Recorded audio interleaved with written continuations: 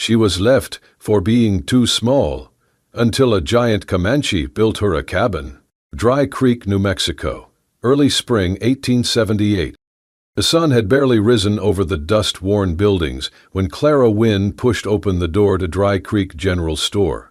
Her boots were scuffed, her hat too big for her head, and the handles of a short hoe stuck out awkwardly from the bundle on her back. At just 4'7", no, 4'6½", she'd measured, Clara barely came up to the store counter. But her gaze didn't flinch. Inside, the murmur of voices stopped. A tall woman near the barrels whispered, "She's no bigger than a house cat." "And half as useful," someone snorted. Clara stepped forward, placing her items on the counter, a sack of corn seed, a folded piece of canvas, a bundle of kindling, and a hoe with a shortened handle. Mr. Barlow, the storekeeper, peered over his spectacles and raised an eyebrow. "Well, well, if it ain't Miss Wynne. What's this, spring planting?" He picked up the hoe and twirled it. "You planning to dig graves for field mice or just burying sparrows for practice?" The room burst into low laughter. Clara looked him square in the eye. "I'm planting corn, on my land." Mr. Barlow grunted, weighing the sack. "That rocky patch up north? Not even the cactus want it. Then I'll grow something they don't expect." He chuckled. "With this?" He thumped the hoe on the counter. "This tool weighs half what you do." Clara opened her coin purse and counted out every last cent she had. "It'll do." She took the sack, the hoe, and her pride, and walked out into the morning light. The laughter followed her like dust. She didn't turn around. Inside, the air carried grit and wind. Clara crossed the wooden sidewalk, the bundle heavy across her back, when a shadow stepped into her path. Thomas Keene. His hat sat too low on his brow, and his boots were polished like a sheriff's. He was the son of the Hargrove family, the same folks who once took her in as a charity girl during the westward wagon train, then abandoned her near the New Mexico border when sickness came and she became too small to be useful. "Well, look who crawled out of the dirt," Thomas drawled, arms folded across his vest. "Clara Wynne, little Clara. Didn't we leave you behind somewhere?" She tried to step past, but he blocked her. "I heard you claimed land," he said, grinning. "Tell me, are you growing tumbleweeds or just trying to get eaten by coyotes?" "I've got work to do," Clara muttered. Thomas reached and yanked the sack from her grip. The hoe clattered to the ground, and seed spilled across the dust. "Oops," he said. Clara lunged to grab her things, but Thomas nudged her aside with the toe of his boot. "This ain't a place for dolls, Clara. You'll be dead or married to some outlaw before the first frost." He laughed, until the air behind him shifted. A shadow rose from the ridge behind the store. Silent, broad, Grey Wolf. He didn't say a word at first, just stepped forward, towering, lean, with hair in braids and a carved necklace resting against his bare chest. His eyes, dark and unmoving, fixed on Clara's spilled sack. Thomas turned, froze. Grey Wolf stooped, lifted the hoe with one hand and handed it to Clara. Then he crouched, carefully scooping corn back into the torn sack, as if it were gold dust. Finally he stood, towering above both. His voice was low, gravel smooth. "The earth does not care how small you are." Thomas took a step back. Grey Wolf turned to Clara and held out the sack. She took it, her fingers brushing his calloused palm. "Thank you," she whispered. He didn't reply. He knelt once more, drew something from his belt pouch, and placed it gently beside her feet. A single eagle feather, bound in a strip of leather. Then, without a word, he turned and walked back toward the ridge, his steps silent over the gravel. Thomas stared after him, jaw tight. Clara picked up the feather, her hand still trembling. She didn't look at Thomas again. She adjusted the sack, lifted the hoe over her shoulder, and walked out of town, feet sore, heart pounding, but chest higher than when she came. Behind her, the laughter was gone, and though she didn't know his name, Clara felt the weight of something new against her ribs. Not just a feather, but the first proof that she was seen, and maybe, just maybe, believed in. The wind howled through the cottonwoods that clung to the edge of the arroyo. Clara Wynne, 5 feet and 1 inch of stubbornness, was wrestling with a crooked fence post and losing. Her hands, calloused but still small as a child's, gripped the shovel as she tried to carve a hole into the rocky soil. She had returned from town the day before with a cart full of supplies, seeds, a rusted hoe, a spool of wire, and wood scraps from a dismantled chicken coop. Her shelter, if it could be called that, was a lean-to made from warped boards and tarped canvas, pitched at the edge of her 20-acre claim. Each night, the wind clawed through the cracks, and she curled up under the tattered patchwork quilt her mother once stitched from dresses long gone. That quilt, soft with age, held the last warmth of her family, lost to fever back in Missouri. "You're little, Clara," her mother had said once, pressing that same quilt around her shoulders, "but the wind lifts what it does not crush, and you, my girl, were made to fly." Now the wind only mocked her. Clara drove the shovel in again. It bounced off a stone with a thud that jarred her arms. She let out a breath, wiped sweat from her brow, and crouched to pry the stone loose with her bare hands. As she tugged, something snapped in her chest. Not pain, but frustration, bitter and deep. That night it rained. Not hard, but steady, cold desert rain that found every crack in her roof.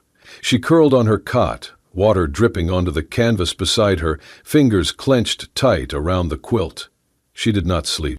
At dawn, she stepped outside, soaked and shivering. That was when she saw it. On the flat stone before her doorway sat a small wooden bird, no longer than her hand, carved in perfect detail. The wings were slightly spread, the tail curved as if catching a breeze. It was smooth as river-polished bone, and under the base, burned into the grain, were 3 simple words. "I saw you." Clara's breath caught. She picked up the bird, holding it like something sacred. The wood was warm despite the morning chill. She looked toward the distant ridge, the one she always felt eyes from, but saw only mist curling off the rocks. She said nothing. She simply placed the bird gently inside her shelter and returned to work. 3 days later, the sky darkened again. Thunder rolled low across the foothills. Clara scrambled to reinforce the lean-to with a canvas scrap, climbing atop a crate to lash the corner tighter. Wind yanked the fabric from her grip. Rain began to fall. She lost her footing, the crate slid, and she tumbled hard into the mud. Dazed, gasping, she looked up and saw him. He stood in the rain like a shadow made flesh, tall, broad-shouldered, his black hair braided with strips of red leather. He moved with the silence of stone. Without a word, he stepped past her and grabbed the flapping tarp. In one motion, he anchored it with a length of rope, then reinforced the back wall with stacked wood. Clara rose slowly, clutching her arm. "Why are you here?" He did not answer at first. He turned, eyes dark as night, and met hers. "You listen to the ground," he said at last, voice deep but calm. "You do not fight it. That is worth keeping." She blinked, rain running down her face. "You carved the bird?" He nodded once. "It is called tsiqua-ta, sparrow. Small, but it sings before the storm ends." She said nothing, just looked at him, this stranger who spoke like the wind and worked like a man possessed. She stepped inside her lean-to, returned with her canteen, and held it out. He hesitated. Then gently he took it, drank one measured sip, returned it to her with a nod. "I am called Gray Wolf," he said. "Tashida." She offered her name in return. "Clara." Another nod. Then he turned to go. But before he vanished into the rain, he paused. "Build your roots deep, Clara Sparrow," he said, "so they do not wash away." And then he was gone. But the storm no longer seemed so cruel. It had brought her something. Nothing. Perhaps a beginning. The morning sun filtered through pale clouds as Clara struggled to drive another post into the earth. Her hands ached from the day before, her fingers raw despite the scraps of cloth she had wrapped around them. The fence was barely waist-high, more symbolic than functional. But it marked something, her claim, her effort.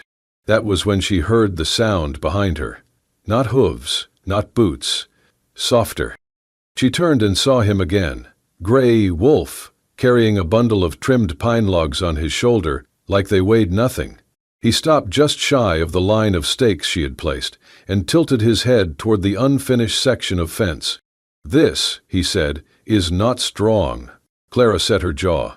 "It is what I can manage." He looked at her a moment, then nodded. "Together, better." He dropped the logs with a heavy thud and began setting the first one without waiting for permission. Clara hesitated, then grabbed her hammer. Side by side they worked in a rhythm not quite spoken. He drove stakes, she braced them. He cut rails, she measured the distance between them using her own arms as a guide. By the time the sun climbed higher, she was panting and covered in sawdust. "You work too fast," she said between breaths. He didn't stop. "You keep up." Clara let out a short laugh. "Barely." They paused under the cottonwood's sparse shade. She sat on a low stump, sipping from her canteen. Gray Wolf crouched nearby, sharpening a hand axe with a river stone. "I was taken once," he said suddenly. Clara blinked. "Taken?" He nodded. "Mission school. Far south. They cut my hair, gave me a number instead of a name, said my tongue was wrong, my gods were wrong, my ways were wrong." She frowned. "How old?" 10 summers." He looked toward the ridge. "I left after 2, escaped through a creek bed during winter, walked 4 days to find my people again." Clara sat very still. "That must have been terrifying." "It was cold," he said simply. She studied his face, the calm in it, the quiet strength. "I never went to school. Not really. My father taught me to read before he died. After that I had books and work. But people always looked at me and said I was too small, useless. Pretty little thing, they'd say. No good for farming, no good for a man, just a waste of space." "You are not," Gray Wolf said, without hesitation. Clara looked away. Her voice dropped. "Sometimes I believed them." He stood and walked to his pack. After a moment he returned and knelt before her. In his large hands he held a pair of gloves, soft deer hide, worn smooth, stitched by hand. He placed them in her lap. "Wood has splinters," he said. "So does pride. Protect your hands, both kinds." She looked down at the gloves, then up at him. "You made these?" He nodded once. "Thank you," she said, voice tight with emotion. "No one's ever given me something like this." "You earned it. You stay, you build. That is rare." They returned to work without further talk. The gloves fit perfectly. That afternoon, after the fence was finished, they stood looking over the land. Her garden patch, the lean-to, the fledgling fence line. Gray Wolf folded his arms. "This will not last, Winter." Clara's throat tightened. "I know." He turned toward her. "Let me build a cabin." She blinked. "A what?" He pointed toward the ridge line. "There is good pine, strong. I can bring it down, build real walls. A roof with weight. A fire that stays. A home to survive, not just hide." Clara felt her heart thud. "You want to build me a house?" He nodded. "Yes." "Gray Wolf, if people in town find out—" "I do not ask them," he said, voice low but firm. "I ask you." Their eyes met.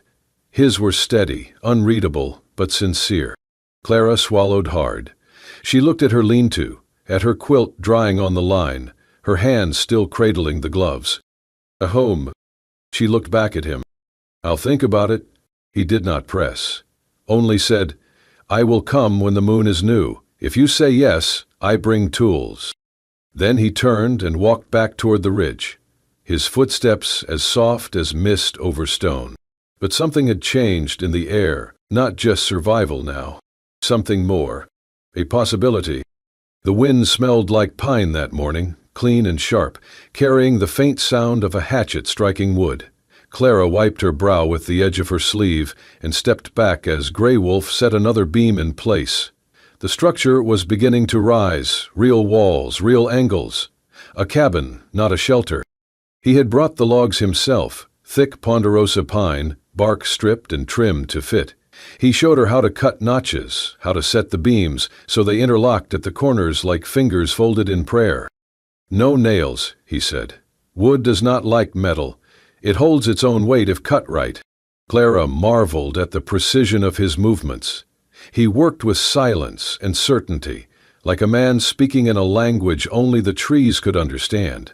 She tried to keep up, measuring, sawing, dragging bark. Her arms ached, her back screamed, but she kept going. Late that afternoon, as the sun bent westward, Grey Wolf paused by the tallest post they had set. He took out his knife. Clara watched, puzzled. He crouched beside the beam and began carving with slow, sure strokes. She stepped closer and saw the shape forming. A bird, not just any bird. A sparrow, wings tucked, eyes alert, carved right into the beam that would sit just above the doorframe. "For luck?" she asked softly. He looked at her. "So the roof knows who lives below it." Her throat caught. "Is that for me?" He nodded. "You are the sparrow. Small does not mean weak. Sparrow flies when others sink." She reached out and traced the carving with her fingertips. "Thank you." He stepped back, then gestured toward the ridge. "Tomorrow we raised the roof." But the roof would not come without trouble. The next day, while Clara was collecting water from the spring, she saw Amos Lang riding past the edge of her land. He did not wave. He did not nod. Just stared, hard. And then he turned his horse and rode back toward Dry Creek. That night Clara could not sleep.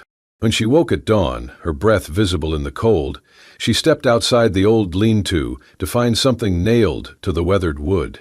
A scrap of burlap, scrawled in charcoal, "No white girl who loves Injuns is welcome." She stared at it for a long time. Then she tore it down. Grey Wolf arrived not long after, carrying a fresh beam across his shoulders. When he saw her holding the note, he stopped. She handed it to him without a word. He read it. His expression did not change. Then he walked to the small fire pit, struck a match, and dropped the burlap into the flames. The fire crackled, smoke curling skyward. He said, "Wood does not ask skin color. It only asks, whose hands built me?" Clara looked at the half-framed cabin, the smooth pine, the bird carved into the beam. She looked at Grey Wolf.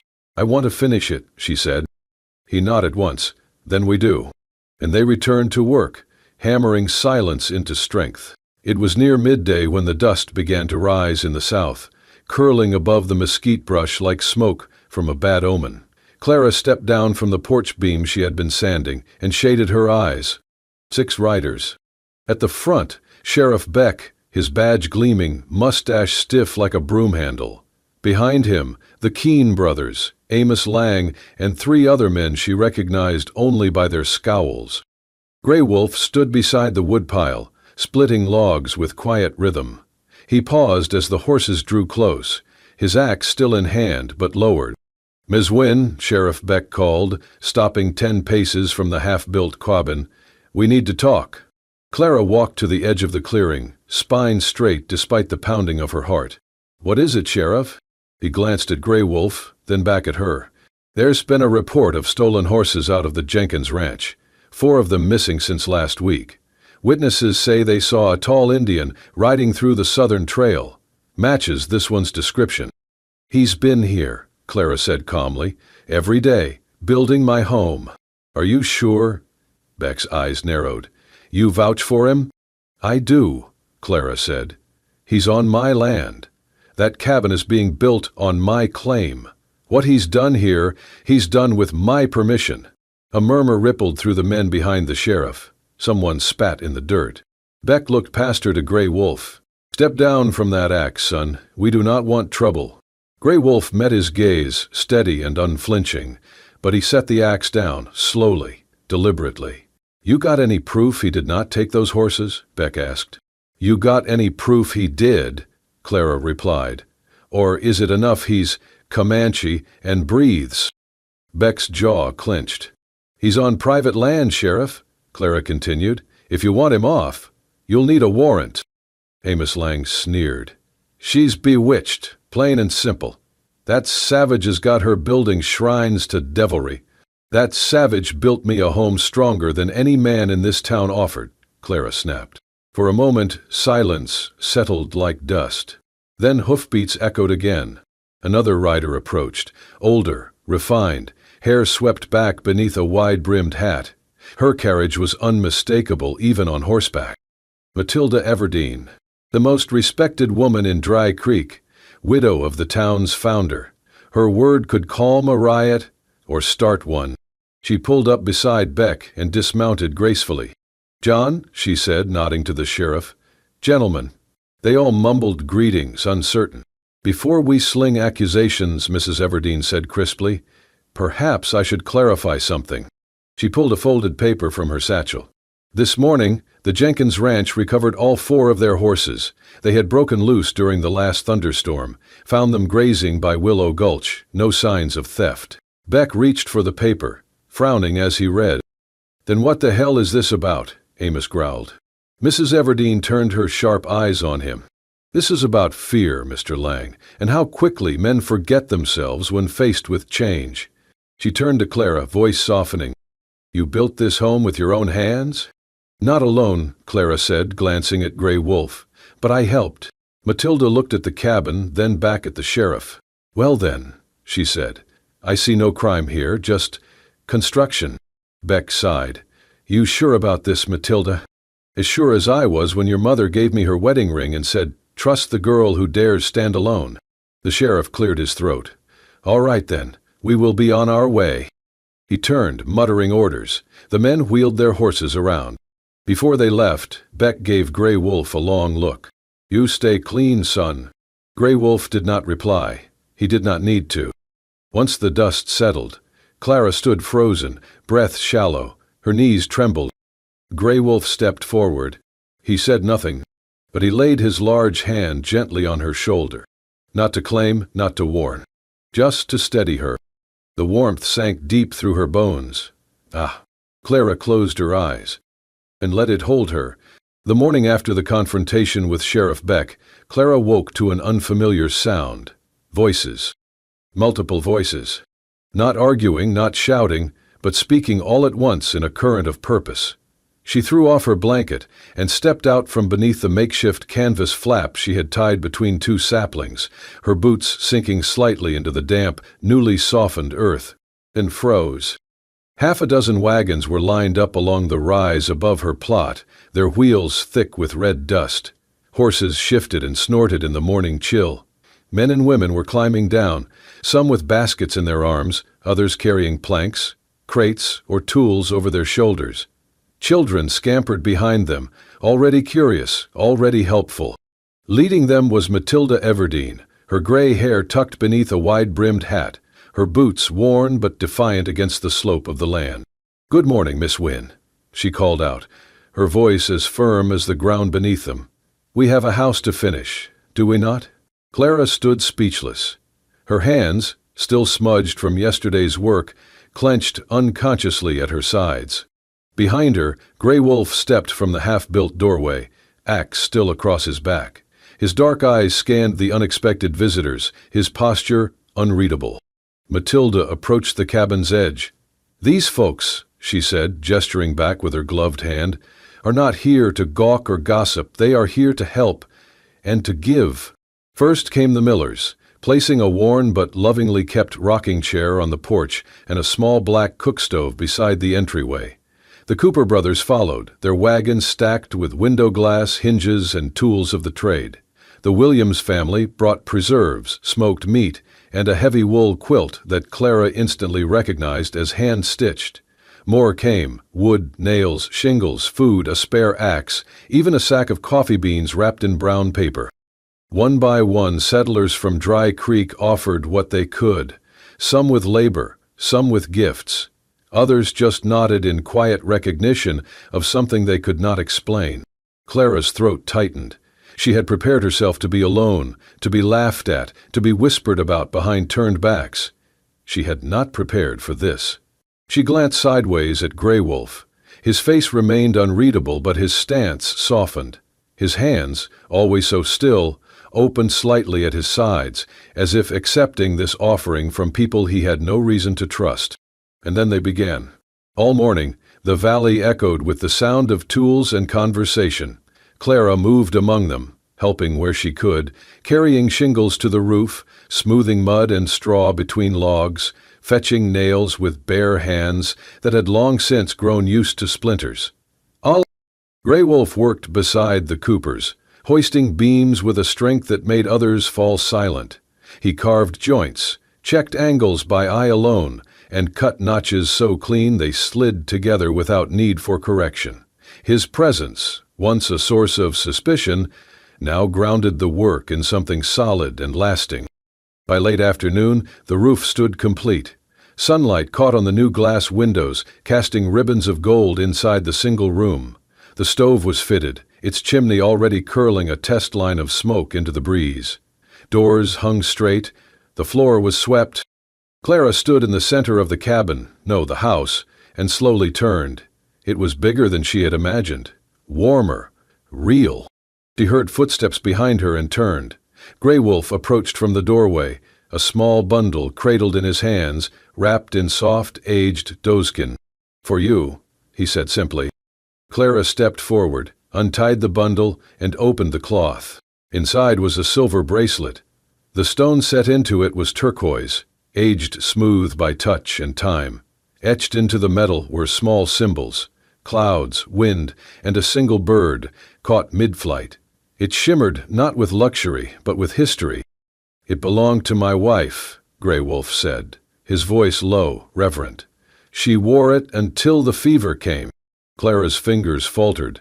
I cannot take this. It is too precious." "Huh?" "You do not take it," he said. "It finds you. It chose you." Her chest swelled with something that felt like breath after years of holding it. Slowly she slipped the bracelet over her wrist. It fit, not loosely, not tightly, as if it had always belonged there. The others finished hammering the last nails and began to pack their wagons. The sun dipped toward the hills, casting long shadows across the grass. One by one, the neighbors departed, leaving gifts, handshakes, and soft-spoken promises to visit again. Mrs. Everdeen was the last to leave. "You've made something real here," she said, eyes on Clara, then turned to Grey Wolf. "And you've kept your promise." He bowed his head slightly, the gesture filled with more gravity than words. When silence returned to the foothills, Clara sat on the porch step. The bracelet caught the last of the light, and beside her, Grey Wolf watched the sun descend. For the first time since she arrived in Dry Creek, Clara did not wonder where else she could go. She was already home. The full moon set, and dawn's light crept across the foothills. Grey Wolf stood at the front of Clara's cabin, the morning air still and expectant. In his hand, the silver bracelet glinted, a promise and a question. "I must go," he said softly, voice steady. "The council must know who you are and why you matter. I go now. In 7 days, if you still wear the bracelet, then we begin again." Clara swallowed, her throat tight with hope.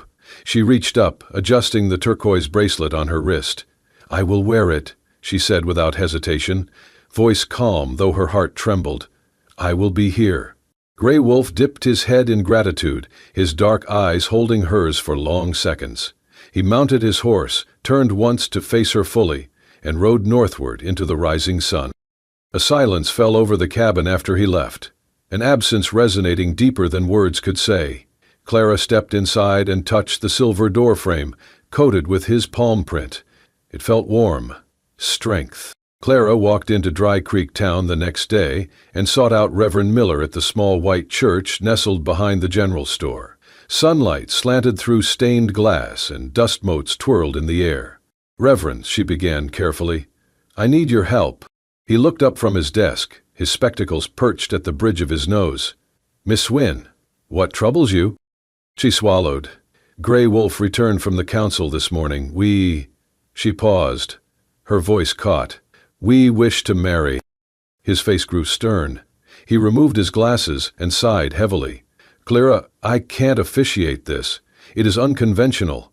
I fear the parish would scandalize. My duty is to our traditions." Tears pricked her eyes. "I understand." He hesitated. "I pray you find some path." Clara bowed her head and left, dignity intact despite the ache. Outside, she found Mrs. Everdeen sweeping the porch of the general store. The older woman looked up and offered a gentle smile. "Mrs. Everdeen," Clara said hesitantly, "I'm to be married to Grey Wolf. Reverend Miller refused. I hoped. Might you—" The older woman paused, then set aside her broom. "Child, I have helped build more than one frontier. If no one else will stand for love, I will." Clara blinked, astonished. "You would?" Mrs. Everdeen tipped her head confidently. "I will. If you wear his bracelet for 7 days, I'll stand with you." Clara's gratitude overflowed. "Thank you." Each passing day, Clara rose before sunrise. She worked on the cabin's garden, tending young corn and squash, her bracelet glinting in the earth's dust. Her heart carried both longing and anticipation. On the 7th dawn, Grey Wolf returned.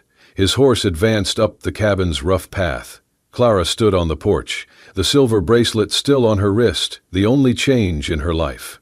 He dismounted slowly, approaching without hesitation. She felt the world pause. "It is still there," he murmured. She held out her arm. "It is mine." He fastened his gaze on her, eyes deep as dark waters. Then, without ceremony, he pulled her into his arms. They rose and walked up the rocky slope behind the cabin.